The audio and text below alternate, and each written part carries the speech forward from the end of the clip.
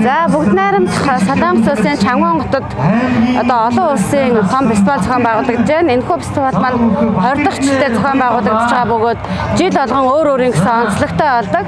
Тэгээд энэ фестивалийн арга хэмжээнд энэ удаа Монгол улс гол улсаар оролцож байгаа. Тэгээд тэр дундаа Хинтээ аймаг, Өмнө Говь, Ар хангаа гэсэн 3 аймаг бол голж оролцож байна. Тэгээд манай Хинтээ аймагаас Хуур харваа, Шагаа харваа, за мэдээж хаан энэ чуулгын уран бүтээлчид, за сумдын удирдлагууд, аймгийн хамгаалын газар гэдэг одоо холбогдох нийтдээ 26 хүний бүрэлдэхүүнтэйгээр амжилттай оролцож аймаг орон нутгийнхаа түүх, өв соёл, урлагийн одоо үзүүлбэрийг ингэж сонирхуулж энэ фестивалд одоо амжилттай оролцоод одоо баяртай байна. Тэгээд манай Хинтээ аймаг бол түүхэн аялал жуулчлалыг хөгжүүлэх одоо бүс нутаг гэж бол зарлагчнаараа онцлог.